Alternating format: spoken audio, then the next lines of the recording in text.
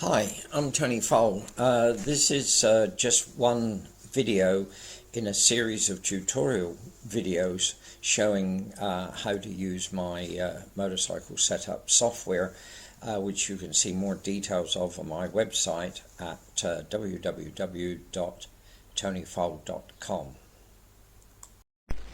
Most of the data for the current project is entered in either the front fork or rear suspension screens.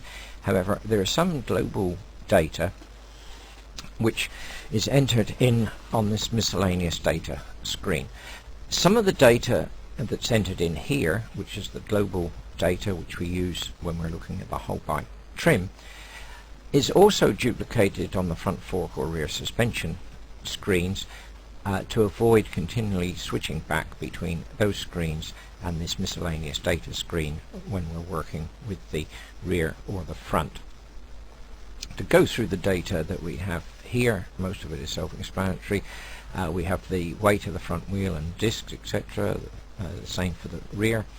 The front and rear wheel moments of inertia are there as a refinement for anti-squat calculations and are described more fully in the tutorial on anti-squat.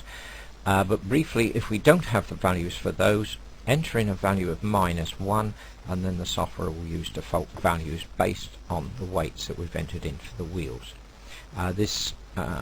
Any error in the moments of inertia are only reflected as a very small error in the calculated anti-squat values.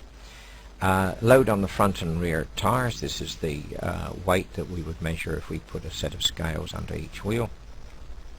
Height of the center of gravity. That'll be the loaded center of gravity with rider and some fuel.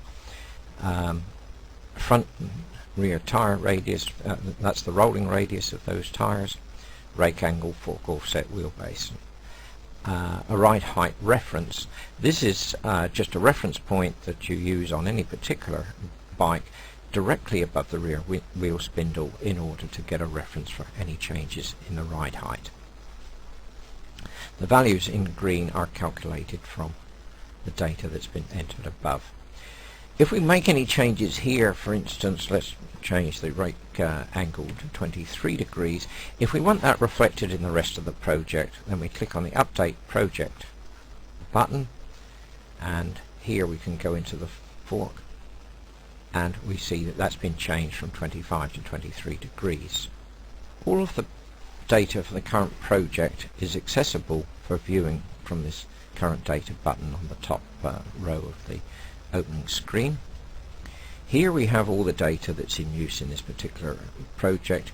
The data in the left-hand column is that we would normally enter in or modify from the miscellaneous data screen. The next two columns refer to all the data for the rear suspension, and the one on the right is for the front forks. Some of the data entry boxes we can see are in green. Any of those are read-only. We can't change that data from this screen. On the other hand, the ones in pale yellow, as we can see here, are both read and write. That is, we can change the data from this screen. The reason that changing the data is blocked on some of the data fields is simply that if we just change the data here without reference to the full analysis, we may end up with a data set that's incompatible. This is essentially just a central place where we can view all of the data for the project and make some changes, which are a very quick way of doing it. If we're looking at the whole bike trim, we can toggle backwards and forwards between this screen and the whole bike trim screen. If we do make any data here, then we can click on the Update Project button to update it throughout the whole project. We also have, as in other screens, Save Project and Load Project buttons here if we wish to use the modified data, or alternatively to load in a new project. Well, that's it for now. To make sure that you don't miss any more of these tutorial videos on the motorcycle setup software, I suggest that you tick the like button on this one and subscribe to my YouTube channel, Motor Chassis.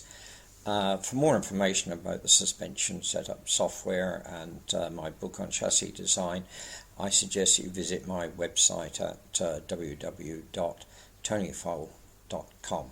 Thanks for watching.